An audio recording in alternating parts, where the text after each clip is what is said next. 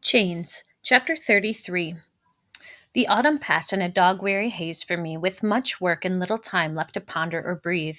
Everything was cloaked in gray: oyster gray, charcoal gray, pewter gray, mold gray, storm gray, and ash. Scrapes of ash floated through the air for weeks and found their way into everything, from the butter to the tea. The rain turned the ash to mud. Frost painted the ground the color of gravestone, ashes trapped in ice. I flaked ashy too. Mama used to rub a salve of bear fat and mint on us in the winter, so that our skin wouldn't dry and crack. Was Ruth's skin dry? Did anybody notice? Ashes drifted into the hollow places of my bones and silted up my brain pan. I had a fanciful notion that perhaps we had died in the fire, that we were all lost souls forbidden to enter heaven. When I had low thoughts like that, Curzon's voice would call for my memory and tell me to join him to become a rebel. I told that voice to hush. With the ash so thick, inside and out, I had few thoughts to spare for that fool. I figured he was dug in with the troops at Fort Washington, which seemed a good place, what with strong walls and cannons protecting it. Folks said the British wouldn't attack the fort until spring.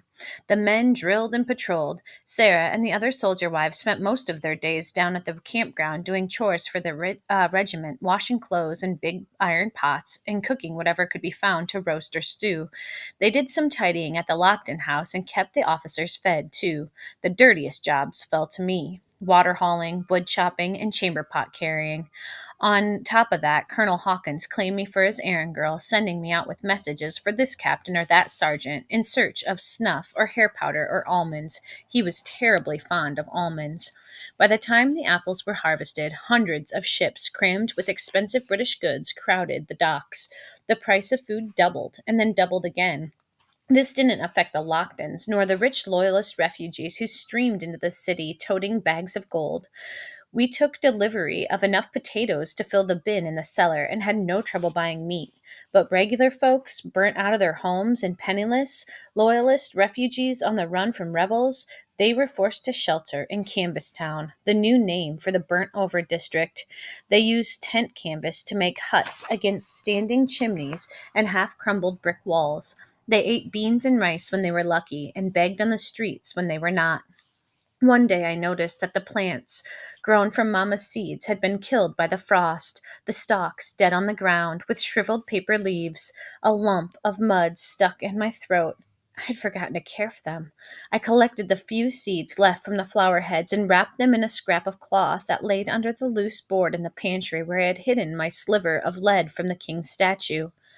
As the weather turned colder, Lady Seymour's mind cleared and her body strengthened. She could walk with me and move the crippled arm some, but her mouth still dragged at the corner of her speech was hard to follow. Madame was not entirely pleased that her husband's aunt was mending. I heard her grumble to Lockton that the old biddy would never die just to spite us. A month or so after the fire, I was setting down a clean pitcher of water in Lady Seymour's bedchamber whilst Madame read a newspaper aloud to her. I thought the lady was dozing, but her eyes snapped open when Madame described how the British soldiers had looted the City Hall library. They stole books, ruined paintings, and broke scientific equipment stored there by professors of King's College. Lady Seymour made Madame repeat the entire story and then demanded a pen and ink and paper, fighting her way out from the blankets with her good arm. Once dressed warmly and settled by the writing table, she composed a strongly worded letter about the library destruction to General Howe, the supreme commander of the royal forces, and called for a glass of brandy and a bowl of soup. After that, it fell on me to walk with Lady Seymour along Wall Street on the days when the sun was strong. She hired 3 seamstresses to sew her a new wardrobe and included a heavy skirt and a thick woolen cloak for me in the order. I protested that I couldn't pay for the clothes, but Lady Seymour simply pointed to the portrait of the yellow-haired man, her husband, on the mantel, and his letters stacked next to it. "We will not discuss payment again," she said slowly. "Thank you, ma'am." After the pigs had been slaughtered and fresh pork was for sale at the market, another wave of British officers moved in and set up their camp beds in the second-floor drawing-room. The long dining table was covered end to end with maps. The men would stand over them, chins in their hands, trying to figure out how to finish off the rebels. They were now scheming to finish the war in time for the new year. Battles and skirmishes were fought on the north part of the New York Island, though the city was safe.